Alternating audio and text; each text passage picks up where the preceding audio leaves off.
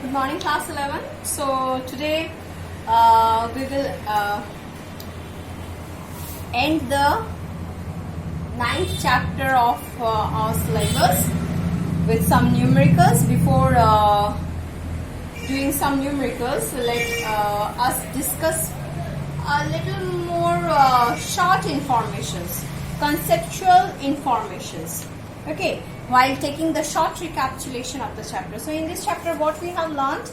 We have learned that elasticity is a property. What it is? It is a property of the material which determines the capacity of that means withstanding capacity, which determines the withstanding capacity of the material under some deforming force. Then over there we came to know about a few terms. So those are stress strain and different types of stress strain. And based on that, we have seen a stress versus strain graph, and the material which obeys Hooke's law. The material which obeys Hooke's law, they show a straight line curve, a straight line stress versus strain curve under within elastic limit, when the material remains elastic limit. And from there we came to know that according to Hooke's modified law, stress is directly proportional to strain.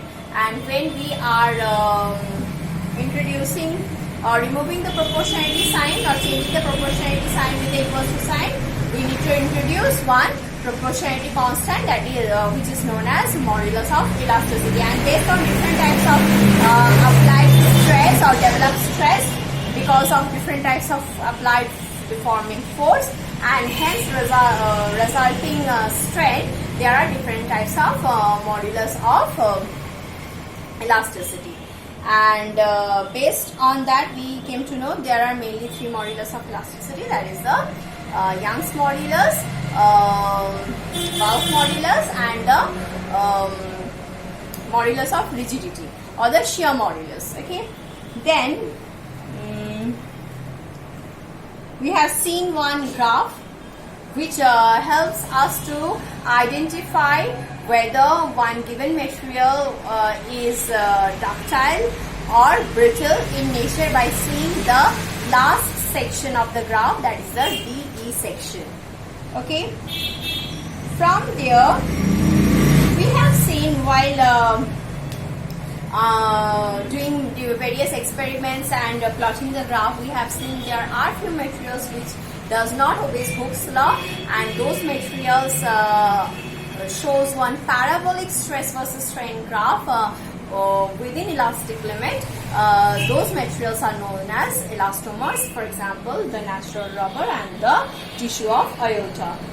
Then from there we have discussed the different applicative part, why we are learning this elastic property of different materials, because while in different everyday's work, that is whether it is we are talking about any machinery, we want to design any machinery, or we are in the field, construction field, so or even it is about the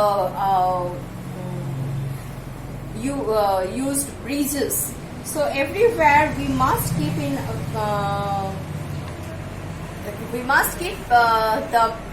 this property in our mind, because this plays a great role to avoid the accidents. And as well as we have seen that while the nature, they also follow this law, and that's why there is a limit of the height of the mountain as well. Okay, then here with this, let me just tell you a few things. Those are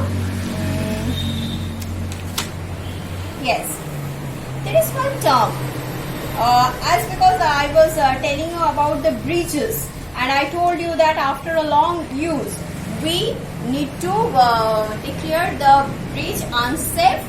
What you have seen in part 1, that after the long use of that bridge crossing over the railway lines, it has been declared unsafe because it loses its elasticity due to the rapid change in their stress.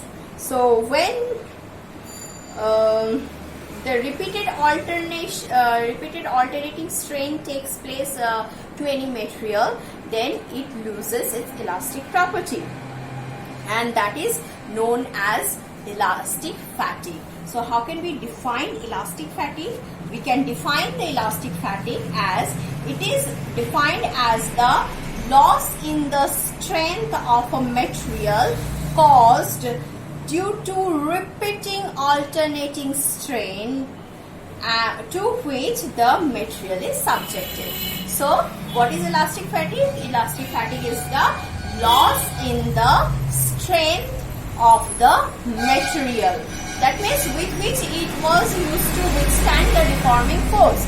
But if we repeatedly subject one material under repeated alternating strain, then it will surely lose its elastic strength, which is known as the elastic fatigue. And if anyhow we crosses during this repeated alternation of the strain, if we anyhow crosses the elastic limit of that material, then it will result in ultimate break. That means the material will reach to its fracture point or the breaking point. Okay. Now here you must keep in your mind, one pure material has its proper modulus of elasticity, but the factors on which the elastic property depends on the material, there are three factors. What are those? The impurity, presence of impurity, how much pure the material is.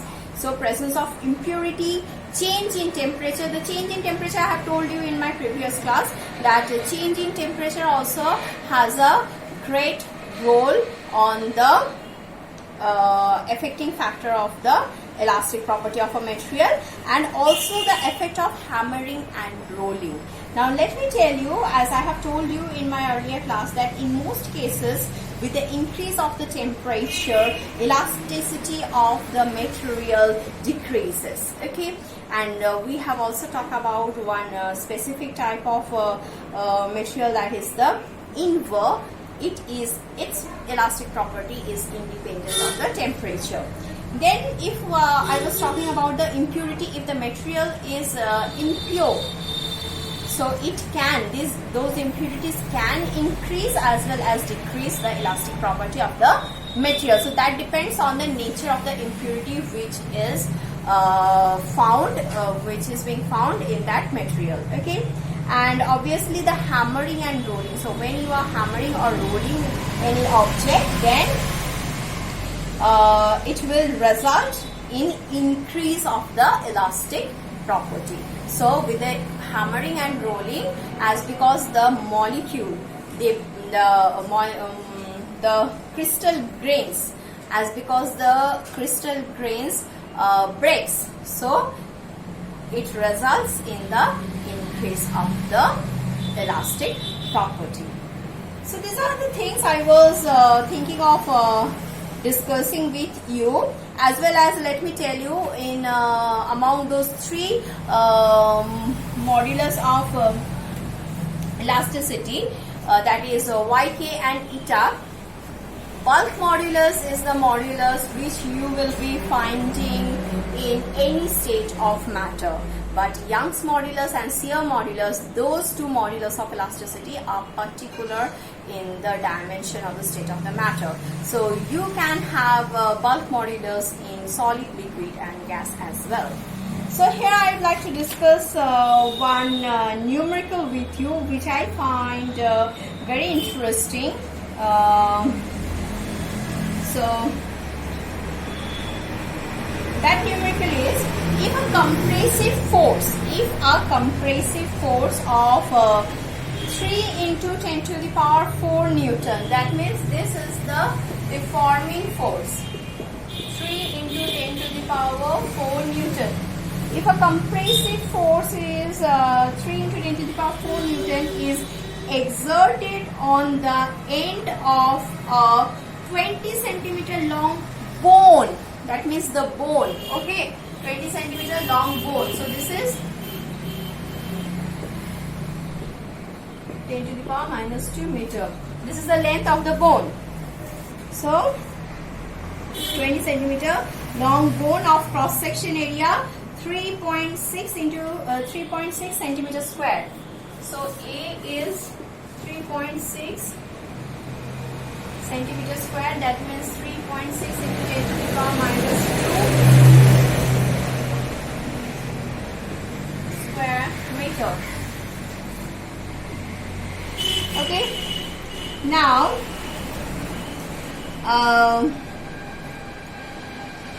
then they are asking us, will the bone break with this much of compressive force? Will the length of this bone, whose cross section area is this bone going to break? So here we must know that the compressive strength of the bone. The compressive, at first let me tell you the Young's modulus of the bone. It is given as 1.5 into 10 to the power 10. Young's modulus of bone is 1.5 into 10 to the power 10 Pascal. Okay, and then it is also given that the compressive strength. So what is the ultimate strength it can withstand? So that is a compressive strength. Let us write it. Let us write it with ultimate compressive strength of the bone. It is given as 7.7 into 10 to the power 8. 7.7 into 10 to the power 8 Pascal. Now let us find. So this will become 3.6 into 10 to the power minus 4 meter square. So it's very simple. We have to find out the stress factor, and then we need to tally it with the given compressive strength. So for this we need to do the calculation over here. Stress on bone. Stress on bone is equals to, let us write it with SB. So stress strength, it is given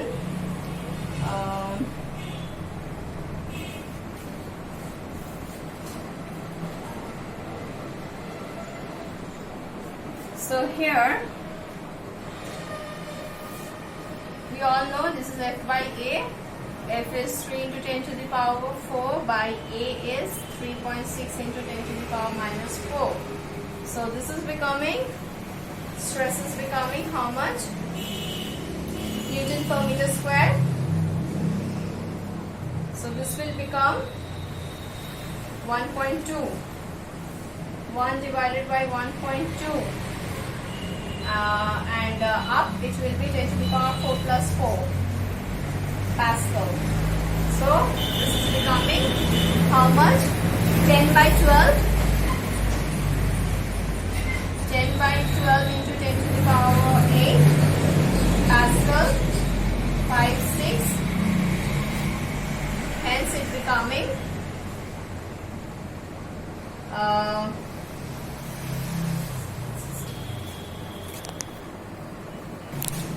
so it's becoming 5 divided by 6.0. So this is going to be 8, 6, 8, 48, 2, 3, 18 and 3, 3 reckoning. So it's becoming 0.833 into 10 to the power 8 Pascal. So let us find it with how much it is given? 7.7 into 10 to the power 8 Pascal, and it is 0.833. 0.833 Pascal. So now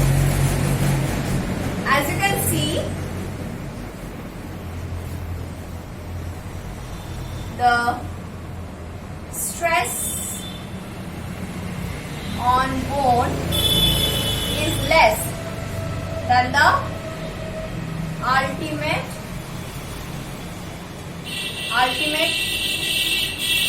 compressive strength, as because this is 0.833 into 10 to the power 8 Pascal, whereas this is 7.7 into 10 to the power 8 Pascal.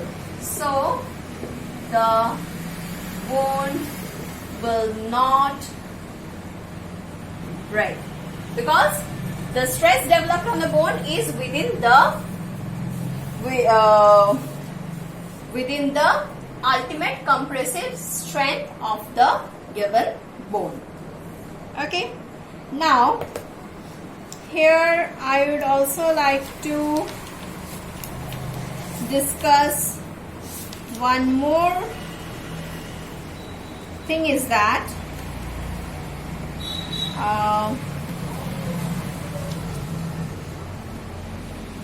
suppose you are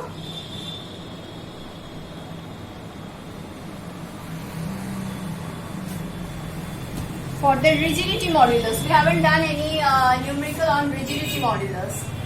So let us do on one rigidity modulus.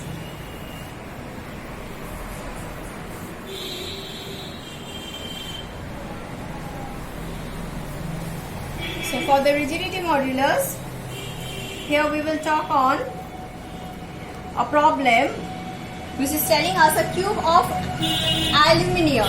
A cube of aluminium of each side 4 centimeter. So the height is also 4 centimeter, as because I have told you it is a problem on rigidity modulus. So let us write the height of the cube as 4 centimeter, that is 4 into 10 to the power minus 2 meter. Okay.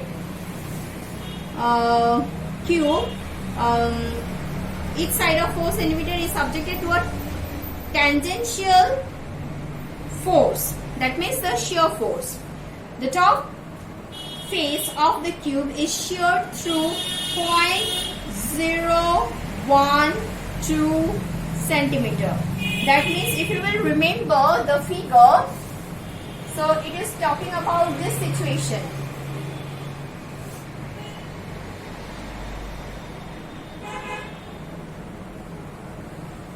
With the application, this is height. So with the application of the tangential force, so this surface has moved by this, and now the condition is this.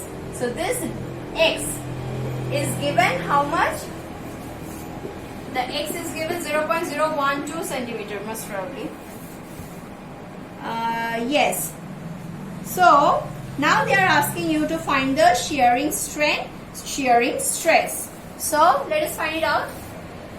So this can be written as 0.012 10 to the power minus 2 meter. Okay, so we know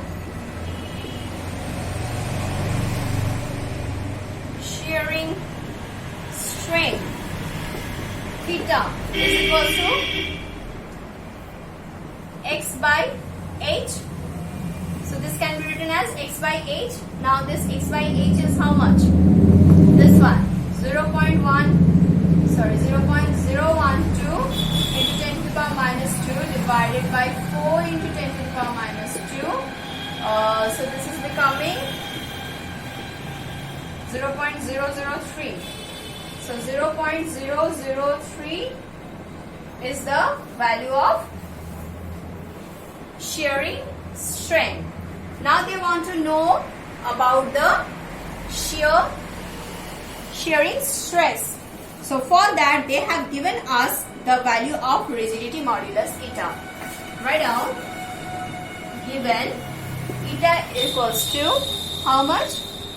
2.08 into 10 to the power 11. 2.08 into 10 to the power 11. Now it is given in dyne per centimeter square. So in CGS unit, dyne per centimeter square. Okay. This is given. Now for this, let us do what? we know eta equals to F by A divided by, or we can write shear stress by shear strength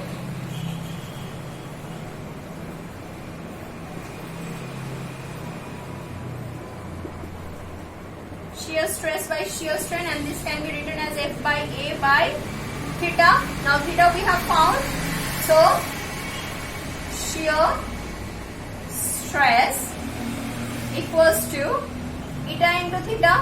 So let us, as because this is unitless, so by multiplying this theta with eta, we will get the shear stress in CGS unit, that is 2.08 into 10 to the power 11 into 0.003. So let us do it. So we can write it as 2.08 into 3 into 10 to the power 11 minus 1 to 3. 3. Okay. So this will become 6.24 into 10 to the power. This is becoming 8. So this is 8 and the answer will be in dyne per centimeter square. Now suppose you are now asked to find out the shearing force. Then what you will do to find out the shearing force? We are going to write, therefore, shearing force. Shearing force is what? F equals to, this stress is actually what? F by A.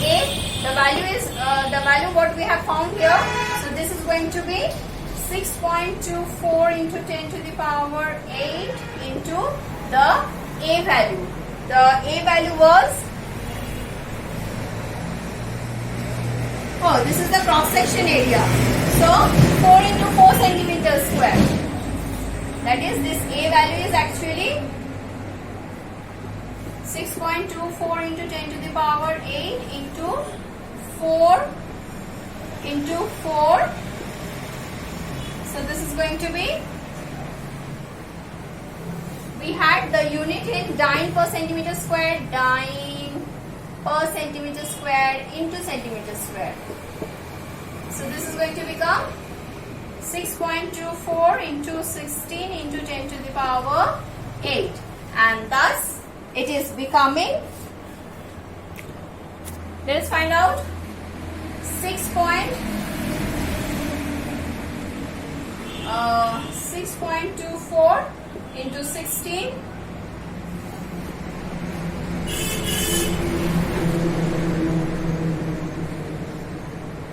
so this is becoming 4, 8, 9, 9.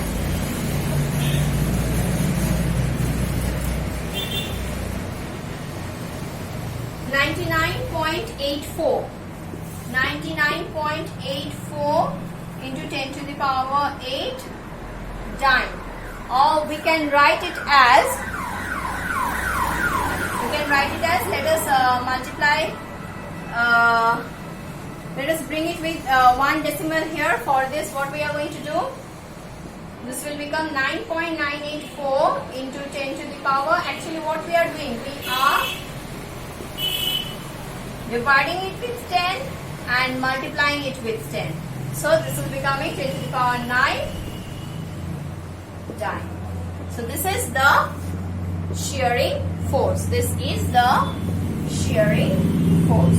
So we have learned how to do the calculation of the rigidity modulus. With this, you just go through the chapter, recapitulate your chapter, try to do the numericals. Next day we will start our next chapter, that is the 10th chapter of the NCERT book, Mechanical Properties of Fluid. Till then, take care. Thank you.